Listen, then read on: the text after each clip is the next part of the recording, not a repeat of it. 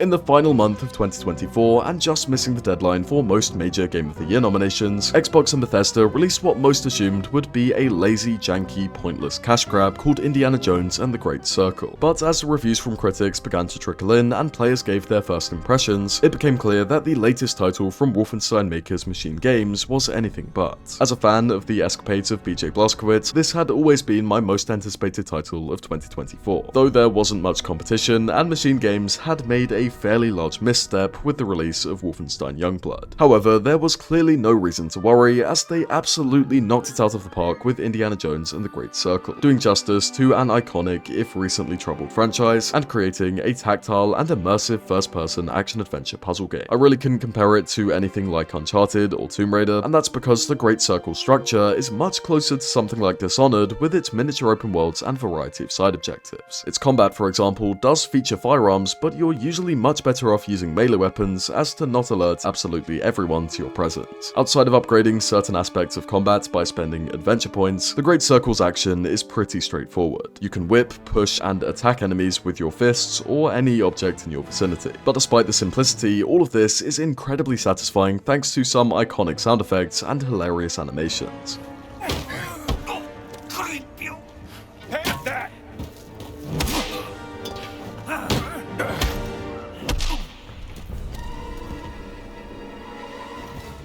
For large parts of your journey, you'll be joined by a journalist named Gina, who, unlike other video game companions, Atreus, is not constantly giving you hints, which would definitely become annoying in a game with this many puzzles. Instead, taking multiple photos of a puzzle will gradually reveal its solution, which is, in my opinion, a much better way of doing this. In terms of puzzles, I did find those in the Great Circle to be of very high quality. Some of them were painfully easy, but you will also encounter a fair few brain teasers. Or maybe I'm just not very good at puzzles. Either way, exploring an ancient tomb, of which there are surprisingly few in this game, did feel varied and rewarding, which was definitely a relief, as I feared much of this game could blend together with what I imagined could be a lot of dark underground environments. I won't delve into spoilers, but I did greatly enjoy the game's story as well as its character performances. What you have is your stupid American cartoons. Choo-choo, choo-choo, ha ha ha ha ha. Troy Baker's Indiana Jones was of course a highlight, but my personal standout was the snobbish and sinister sputtering of Emmerich Voss. I'd also like to pay tribute to the performance of the late and great Tony Todd as Locust the Giant, which is just one of the many great characters he's portrayed across his incredible career. Last chance to leave.